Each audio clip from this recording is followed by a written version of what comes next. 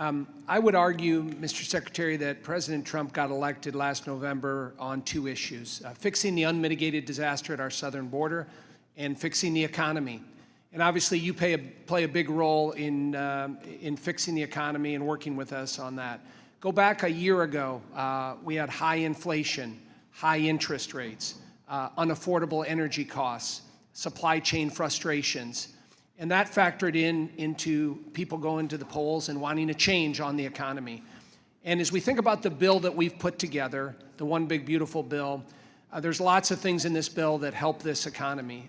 But fundamental to that is making permanent things like 199A, bonus depreciation, research and development tax credit, the affordable housing tax credit, unleashing American energy, all included in this bill. And I think we predicate this bill on how do we have predictability and certainty long-term in this economy. And those investments that are made by small, medium, and large companies, whether you're a plumber in Peoria, Illinois, or you're a Fortune 100 company, you want predictability and certainty. And as been alluded to earlier, if we do nothing and this bill doesn't pass, you're gonna have $4.5 trillion of tax increases. And if you think there's uncertainty in the economy now, wait until that happens. And so the other, I think, observation that's been made is there's a lot of money and resources sitting on the sidelines waiting to be invested. But we need that predictability and certainty. And I would argue we do that in this bill. I wanted to ask you if you can comment on what this bill will do to the economy and on predictability and certainty. Good, Congressman, thank you for that. And I would also like to talk about what this bill will not do to the economy.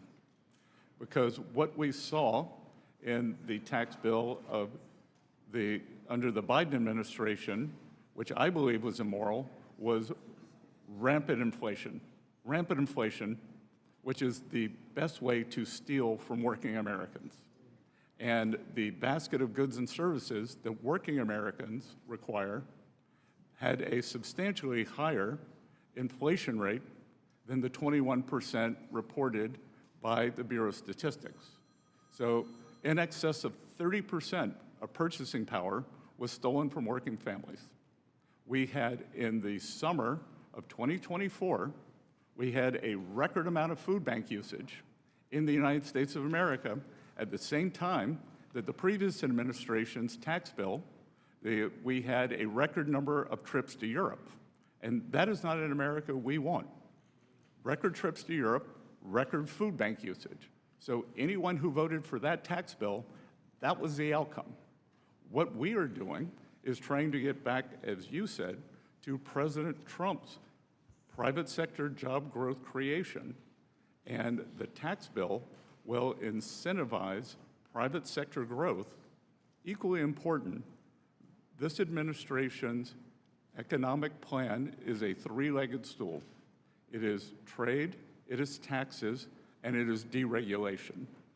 And what we saw under the Biden administration that created the great inflation was we saw the impetus in spending as the government flooded the zone, but we saw substantial regulatory increase, so a demand shock was met with supply constraints.